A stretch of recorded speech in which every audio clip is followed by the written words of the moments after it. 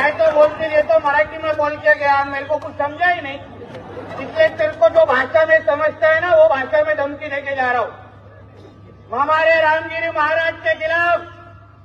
अगर कुछ भी मस्ती तुम लोगों ने किसने भी की तो तुम्हारे मस्जिदों के अंदर आके चुन चुन के मारेंगे, इतना ध्यान में रखो।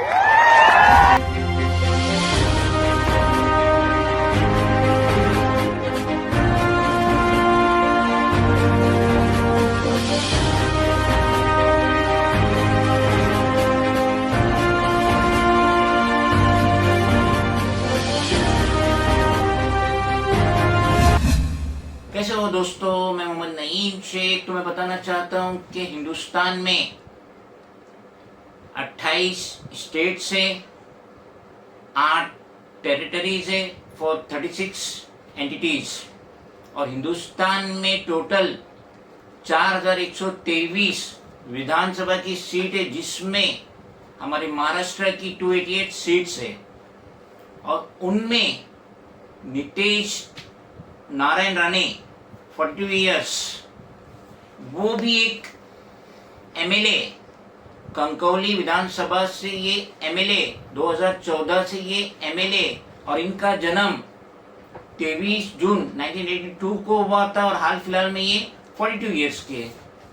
मेरी नजर से टाइम्स ऑफ इंडिया का एक आर्टिकल गुजरा जो आपके स्क्रीन पे, जिसमें बताया गया है कि Hindus should only engage with Hindus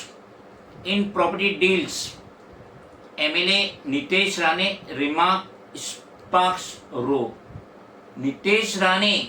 जो महाराष्ट्र के 288 एमएलए है उनमें से एक है, और हाल फिलहाल में ये अजीबोगरीब शगुफे छोड़ते ही जा रहे हैं। यस्टरडे जो गणेश पंडाल का पूजा के लिए गए थे उल्वे में, तो वहां पे जो लोग जमा हुए थे इन्हें देख के, जिसमें रियल एस्टेट के ब्रोकर्स भी थे, तो वहां पे इन्होंने एक नया शगुफा छोड़ दिए। उन्होंने रियल एस्टेट एजेंट से कहे कि आप कसम खाओ, ओत लो कि आप जो प्रॉपर्टी हिंदूज के तो सिर्फ हिंदूज को ही बेचेंगे, नॉन हिंदूज से डील नहीं करेंगे।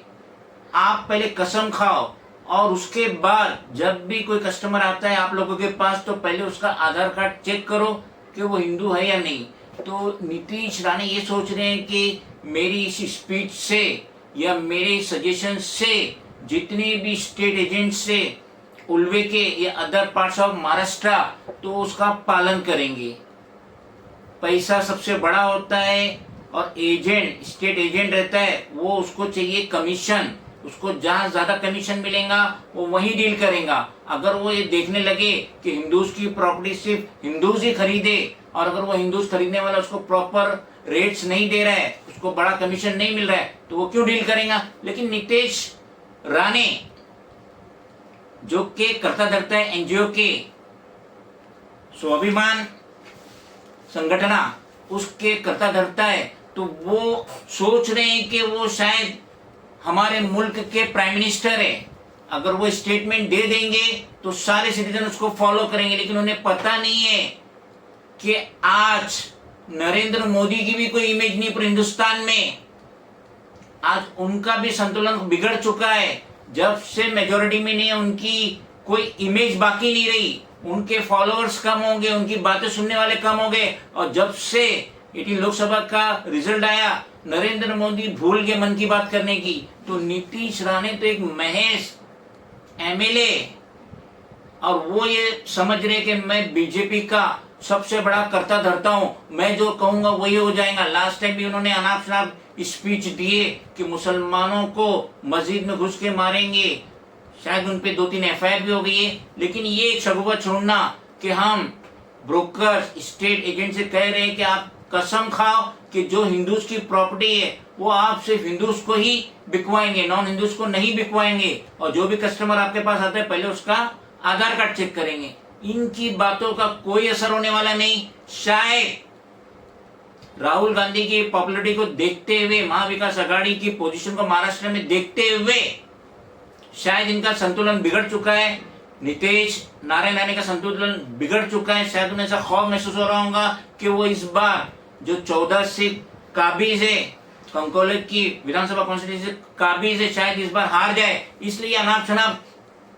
स्पीचेस दे के शगुफा छोड़ के अपनी पोजीशन मजबूत करना चाहते और दिखाना चाहते कि यही अब बीजेपी का बहुत बड़ा चेहरा है जो कि